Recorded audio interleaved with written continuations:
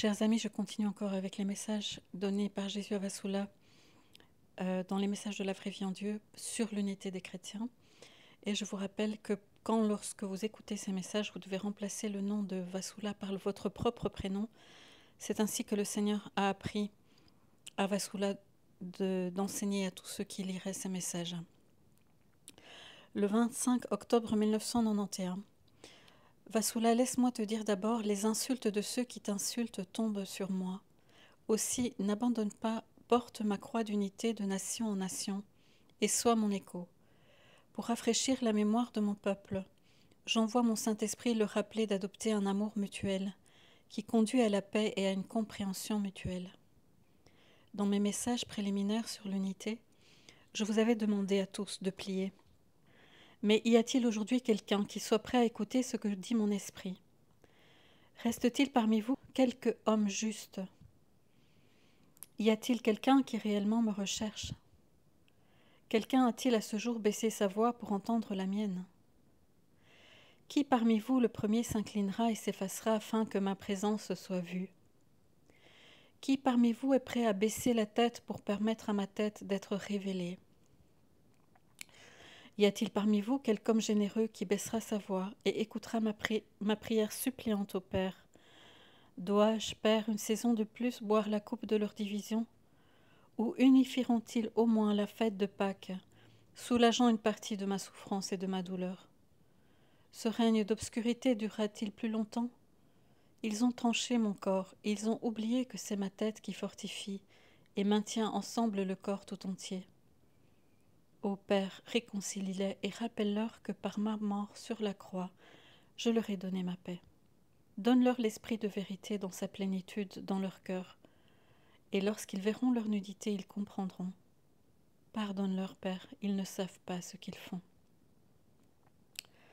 La citadelle des orgueilleux s'effondrera en un monceau de poussière, mon enfant. Leur orgueil et leur gloire tomberont lorsque mon esprit les assiégera. Attends seulement et tu verras. Écris, écoutez-vous réellement? Écoutez-vous vraiment ce que je dis? Ce que je dis signifie la paix pour les miens et pour mes amis. Ils comprendraient s'ils renonçaient dès aujourd'hui à leur folie.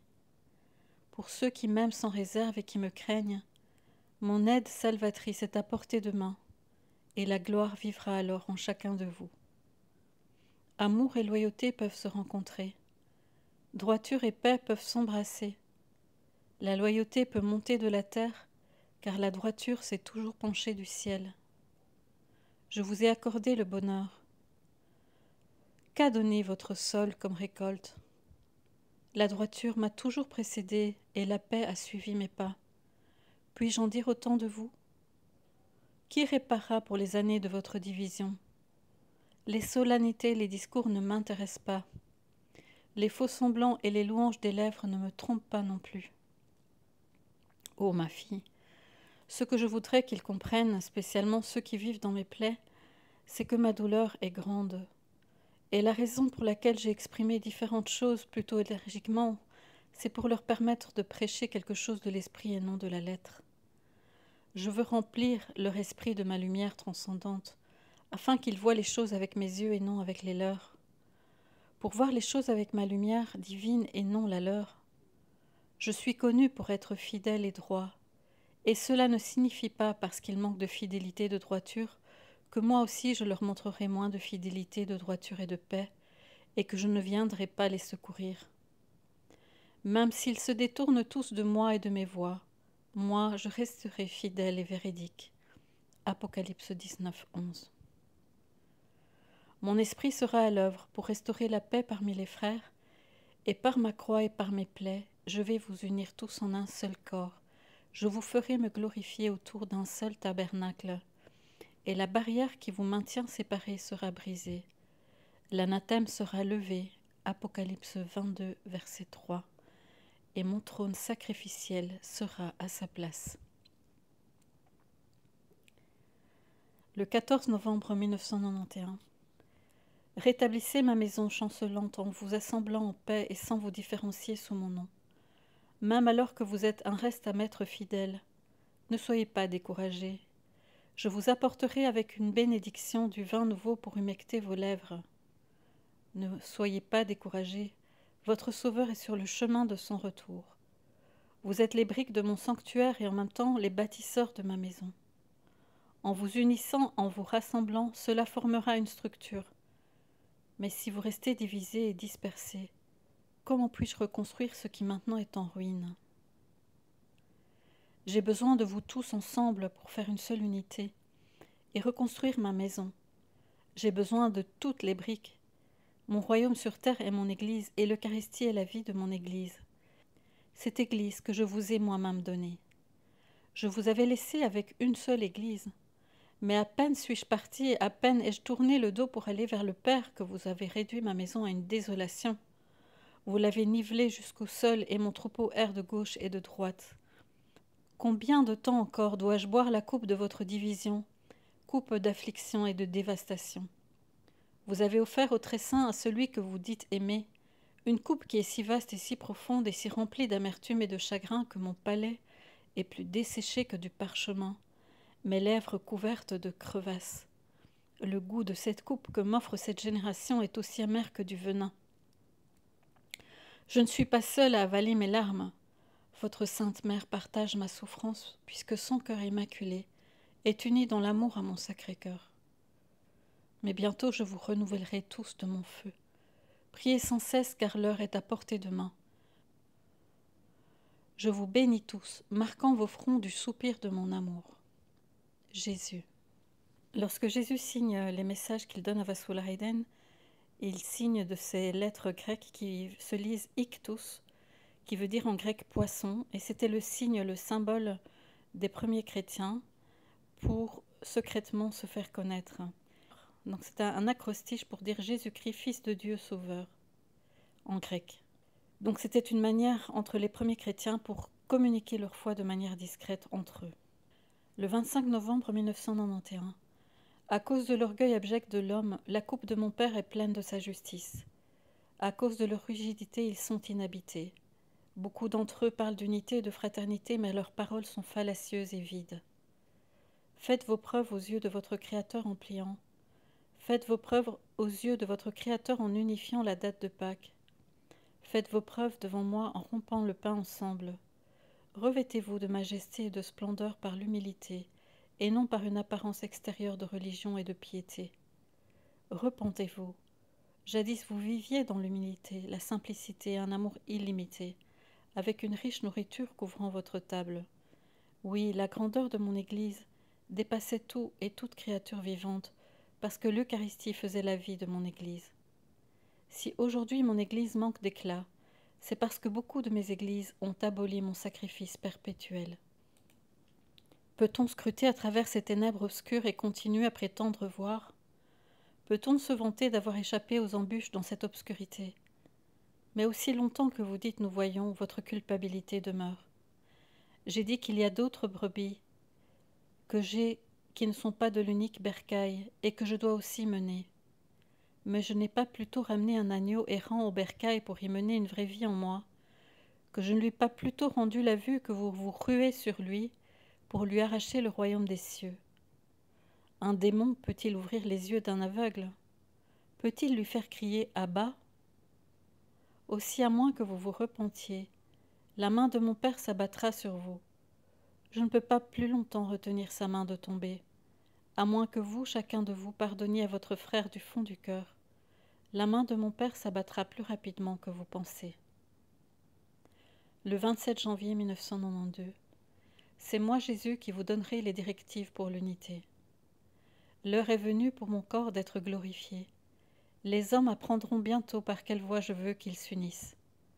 Ma voix ne sera pas leur voix. Maintenant je leur ai révélé mes désirs. Je leur ai révélé mon cœur. Par mon pouvoir j'unifierai la date de Pâques. Cela ne sera pas imposé. Je trouverai un moyen dans la paix. Oui, avec une puissance infinie, je vous surprendrai. Aujourd'hui, je leur ai indiqué quel chemin prendre. Demain, je les mènerai où j'ai choisi. Le 14 février 1992. Alors vis pour moi et console-moi. Sois le signe d'unité que rejette cette génération. sois le signe d'unité venant de moi et méprisé et rejeté de ta propre maison et de ton peuple. À travers toi, je manifeste mon amour à toutes les nations. À travers toi, je continuerai à parler et à souligner combien ils ont réduit mon Église à un désert. J'ai offert à ton peuple un pacte de paix qui peut vous conduire tous à l'unité fraternelle.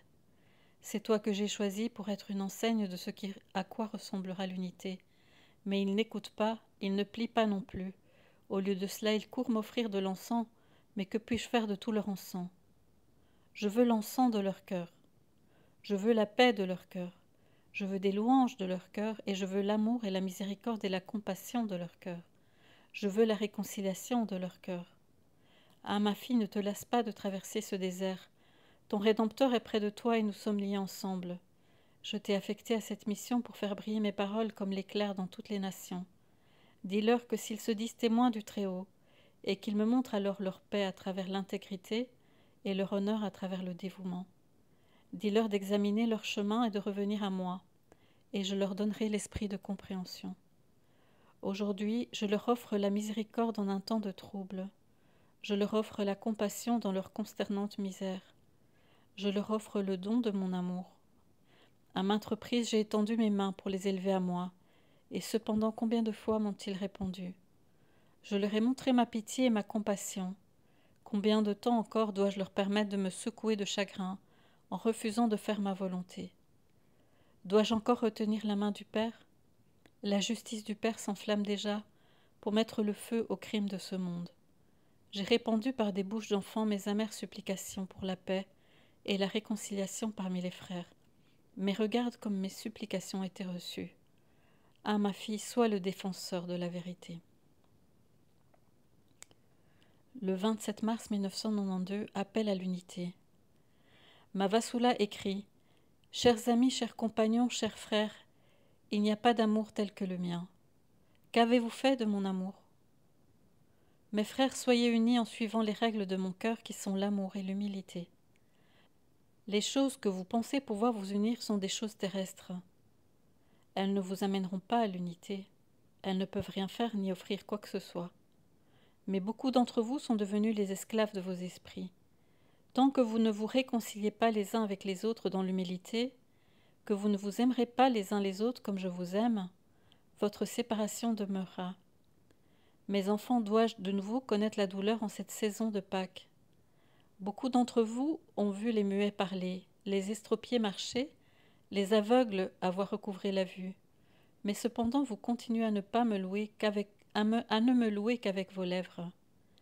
Je vous dis en vérité comme je l'ai dit, celui qui blasphème contre mon Saint-Esprit ne sera pas pardonné. En persécutant mon Saint-Esprit, vous endurcissez vos cœurs.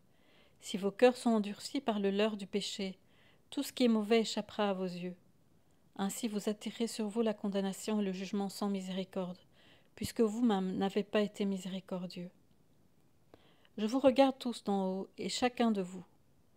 Je vous le dis, quiconque continue à œuvrer pour ses propres intérêts et pour sa propre glorification a déjà perdu mon cœur. Les convictions de ces gens ne sont pas mes convictions, car dans leurs esprits ils sont pareils à Satan. La rivalité et la compétition pour le pouvoir terrestre dévorent leur esprit. L'égoïsme et l'orgueil les ont déjà condamnés. Toutes ces choses terrestres les feront périr par leur usage même. J'entends rarement leurs prières. Aujourd'hui vous êtes entourés de faux maîtres qui se tiennent devant moi ouvertement et sans crainte et proclament le savoir de Satan qui est basé sur un mensonge. Ils désavouent ma divinité en désavouant ma résurrection. Priez pour ces faux maîtres afin qu'ils échappent à la damnation. Et je vous le dis maintenant à chacun de vous, quiconque prétend être dans la lumière mais haït son frère se trouve toujours dans les ténèbres. 1 Jean chapitre 2 verset 9. Quiconque croit qu'en son état de ténèbres il me glorifie, croit en celui qui le premier a tenté vos parents. Je vous ai donné des signes, mais vous ne croyez pas à mes signes parce que vos voix étouffent ma voix, qui parle par mes porte-paroles. La nuit sera bientôt sur vous, et beaucoup connaîtront la mort parce que jamais vous n'avez été fondés dans la vérité, mais vous étiez basés sur des mensonges. Je viens à vous par ces signes, pour ouvrir vos yeux et vous soigner.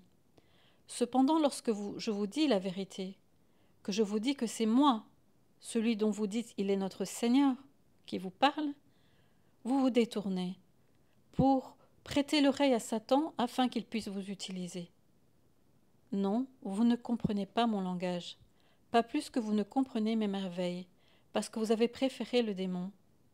Quoi que je dise ou demande, rien ne pénètre en vous, puisque vous avez perdu le sens du langage de mon esprit. J'ai soif de votre salut. J'ai soif de partager mon salut avec vous. J'ai soif de partager mon royaume avec vous. J'ai soif de vous voir vous réconcilier les uns avec les autres, afin que vous puissiez vraiment dire « Je suis réconcilié avec Dieu ». Votre division est un péché et nul ne peut prétendre être juste, alors que de ses lèvres il discrédite non seulement ses frères, mais leur chef à eux tous. Ici, il parle du pape. Justice, miséricorde, bonne foi, vous auriez dû pratiquer tout cela sans négliger les autres parties de ma loi. Et vous, vous qui vous délectez de votre division, et jurez par mon trône et par moi, je vous le dis, moi qui y siège, je vous le dis comme j'ai dit jadis, vous êtes comme des tombes blanchies, qui paraissent élégantes à l'extérieur, mais qui à l'intérieur sont pleines d'ossements, de cadavres et de toutes sortes de corruptions. Comment pouvez-vous croire que vous pouvez échapper à la damnation? Vous ne parvenez pas à me plaire et vos cadavres jonchent ce désert dans lequel vous vivez. En péchant par votre division les uns contre les autres, c'est contre moi, l'agneau, que vous péchez. Ce péché de votre division qui massacre journellement mon corps, c'est moi l'agneau que vous conduisez par force et par votre propre loi, pour être recrucifié. C'est mon corps que vous mutilez et meurtrissez. Je suis la victime. Ne voyez-vous pas? Ne voyez-vous pas que vous êtes en communion avec les démons? Ne voyez-vous pas avec qui vous partagez votre table? Comment puis-je me réjouir quand tout ce que je vois ce sont des démons à table avec vous? Aussi longtemps que vous vous réjouissez dans votre division, vous êtes sous le pouvoir de Satan qui sans cesse oint d'un mensonge ceux qui se réjouissent dans leur division. Chacun d'entre vous regarde l'autre pour l'approbation de ses messages d'unité, et aucun ne se préoccupe de ce qu'en cette Pâque, mon corps va à nouveau connaître des souffrances crucifiantes à cause de votre division. Croyez que c'est moi, et ne soyez pas les esclaves de votre esprit. Venez à moi tant que dure le jour. Bientôt la nuit va envelopper ce monde. J'ai demandé à vous voir pour vous parler, et c'est ce que j'ai fait. C'est à vous unir que je vous ai incité avec mes messages d'unité. Mais combien il est difficile à ceux qui sont esclaves de leur esprit d'entrer dans les mystères de la sagesse. Combien il est difficile aux riches en esprit d'entrer dans mon royaume. Je vous le dis, beaucoup de premiers seront derniers, et les derniers premiers. Mon enfant, sois mon ciel en te dévouant à moi. Je suis avec toi.